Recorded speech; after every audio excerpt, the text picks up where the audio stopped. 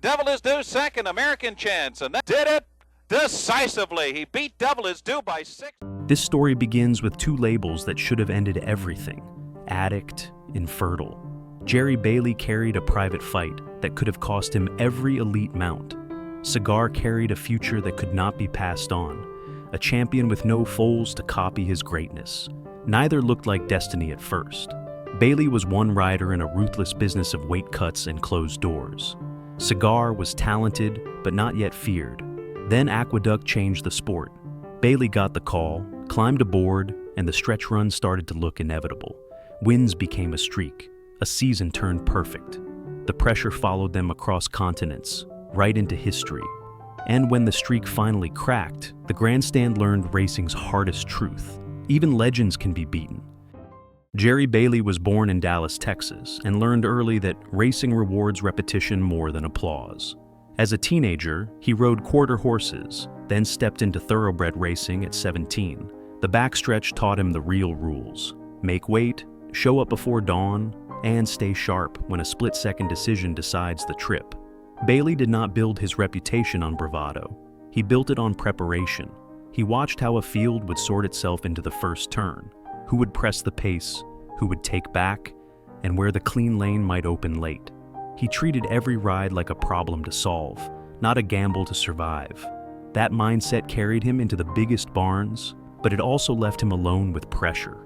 It was pressure that would test his private life long before the public saw victory again. On the surface, Jerry Bailey kept collecting wins and earning better mounts. Off the surface, the schedule kept tightening. The scale in the morning, the gate in the afternoon, the travel at night, then waking up to do it again. In that grind, alcohol stopped feeling like a choice and started feeling like relief.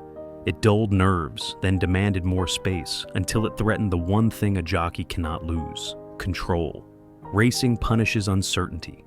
Owners and trainers want a rider they can trust, with $1 million decision at full speed. Bailey understood that if his private struggle became public, the best opportunities would disappear. So he carried it quietly, even as his name rose. Then he faced the turning point. He committed to sobriety and took responsibility one day at a time. People around the sport noticed the change. The mind that read pace and riders so well finally turned that same discipline inward, and it set the stage for the mount that would rewrite his career. Cigar was foaled in 1990, bred for dirt, but his early career did not look like a future legend. He had ability, yet he was not putting fear into a division. As a 3-year-old, he ran in solid company without delivering the kind of headline performances that change how barns plan their season. For a while, he was asked to do his work on turf, and the breakthrough never fully arrived. The talk around him cooled. He looked like a good horse searching for the right stage. Then his path shifted to Bill Mott, a trainer known for patience and precision. Mott focused on fitness, rhythm, and placing a horse where he could travel comfortably and finish with power. Late in 1994, back on dirt at Aqueduct, Cigar stopped looking ordinary. He won with separation, the kind that makes horsemen lean forward. The question changed from how good is he to who can stop him. One more piece remained: the rider who could turn that engine into history. At Aqueduct, the sport can change with a single phone call. Cigar had just shown a new gear on dirt, and Bill Mott needed the right pilot for the next start. In racing, riders and mounts move like pieces on a board. One jockey chooses another horse. An agent makes a call. A chance opens for someone ready. Bailey did not wait for an invitation. He made it clear he was available, and he understood what he was asking for.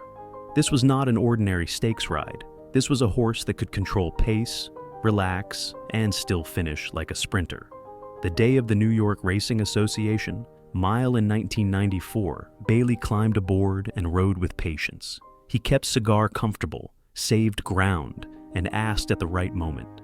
Cigar powered clear. The partnership was set. From that point, when Cigar entered the gate, fans expected Bailey, and rivals expected the same cold, perfect trip. Once Bailey and Cigar linked up, the wins started to feel repeatable. Cigar did not need chaos or a perfect setup.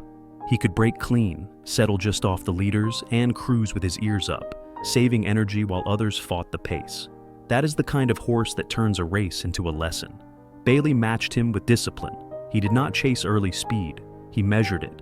He kept Cigar out of trouble, protected him from being boxed in, and waited until the moment the field began to tire.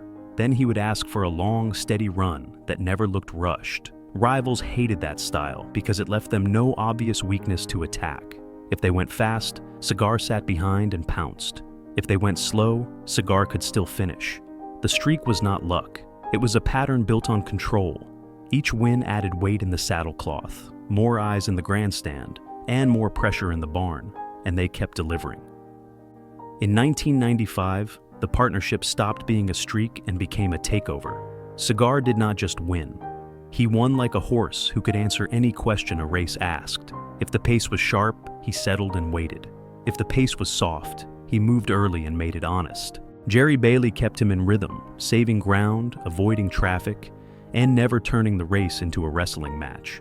That year, Cigar went 10 for 10, perfect from start to finish. The stops were not soft targets. They were Grade 1 races, the highest level of stakes racing, where champions are supposed to trade titles and expose weaknesses. Instead, Cigar made the circuit feel predictable. He opened with the Don Handicap, then rolled through the Gulfstream Park Handicap and the Oaklawn Handicap. He took the Pimlico Special, then went west and claimed the Hollywood Gold Cup. Back in New York, he captured the Woodward Stakes and the Jockey Club Gold Cup, two races that define older champions. 8 of those wins were Grade 1, and the division stopped feeling competitive when gates opened. By the time the Breeders' Cup Classic arrived, it felt less like a question and more like a public appointment. Bailey waited until the field began to tire. When the lane opened, Cigar lengthened his stride and separated again, stopping the clock in 1 minute, 59 and 58 hundredths for 1 1/4 miles. The next step was bigger than a new track. It was a new continent. In early 1996, Cigar shipped to Dubai for the first Dubai World Cup, a race built to bring the best runners onto one stage. Travel can dull a horse. New air, new feed, new routine, and a new surface can turn confidence into hesitation. Bailey treated it like any other assignment. Break clean, find position, keep rhythm, and wait for the moment the field begins to labor. Cigar delivered. He proved the champion belonged anywhere, even under different lights and unfamiliar conditions. Back home, the streak became a countdown. Every start carried the same question. Could anyone catch him before he reached 16 straight, the modern benchmark that tied Citation, one of racing's most famous champions? Television crews followed them. Rival barns studied pace charts and planned for one problem: finding a way to make Cigar uncomfortable without destroying their own chances. The pressure was not just for the public. It lived in the barn, in training mornings, in every soundness check, and in every plan to avoid a rough trip. When Cigar kept winning, the races felt less like contests and more like deadlines. History was getting closer, and the next gate would not feel like any other. On a warm August afternoon at Del Mar, the streak walked into the gate like a certainty. Cigar had reached 16 straight wins, matching Citation, and every seat in the grandstand carried the same expectation. Jerry Bailey broke clean, settled into his usual stalking spot, and waited for the race to unfold the way it always seemed to. But racing does not reward assumptions. The pace did not collapse. The traffic did not part on command.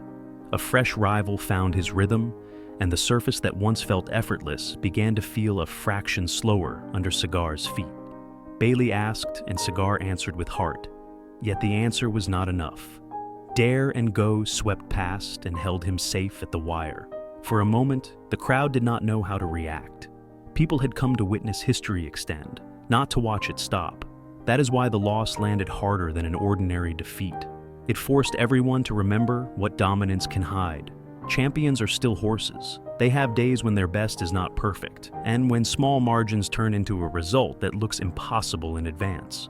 Bailey and Cigar walked back as legends, but now they were also mortal. The sport exhaled, and the myth became a memory. Yet the defeat did not erase the run. It sharpened it, turning every earlier victory into proof, and every later appearance into a farewell for fans. After Del Mar, Cigar was still a world-class horse, but the races felt different. The fear factor was gone, and rivals stopped running as if they were already beaten. Bill Mott kept him in the top company, and Bailey stayed loyal to the same patient style, protecting the trip and saving energy for the stretch. Cigar responded with professionalism. He came back to win again, reminding everyone that one loss does not erase greatness. But the calendar was catching up. The travel, the hard races, and the constant scrutiny had a cost. In his final starts, he still fought, yet the domination had softened into something more familiar, a champion measured in lengths instead of headlines. By the time he made his last appearance in the Breeders' Cup Classic, he was no longer the unstoppable force from the year before. He was a proven veteran taking one more shot at the sport's biggest stage, and the era was clearly winding down. When Cigar retired, the sport expected the usual next chapter. A horse that dominant should pass greatness forward. Instead, the legend turned into an irony. Cigar proved infertile at stud, meaning the bloodline so many people wanted simply did not continue. The horse who had carried a whole era could not leave it behind in the breeding shed. So, his legacy took a different form. He became a living monument, a champion fans could still see and touch, not through offspring, but through memory. He spent his retirement at Kentucky Horse Park, where visitors came for the same reason they once filled grandstands. They wanted to stand near the animal who made winning look inevitable. Age still wins in the end. In his later years, Cigar battled severe arthritis in his neck. After surgery, complications followed, and he died in October of 2014. He left no foals, but he left a standard. Jerry Bailey did not become a legend because life stayed clean. He became a legend because he faced what could have ruined him and chose discipline instead. Cigar did not become a legend because he left a dynasty. He became a legend because, for one stretch of time, he made elite racing feel solved. Together they turned doubt into dominance. They mastered pace, position, and pressure, then carried that control from New York to Dubai and back again. The streak ended, but the lesson stayed. Greatness is not perfection. It is repeatable excellence under the brightest scrutiny. If you had to rank Cigar among the greatest of all time, where would you put him, and why?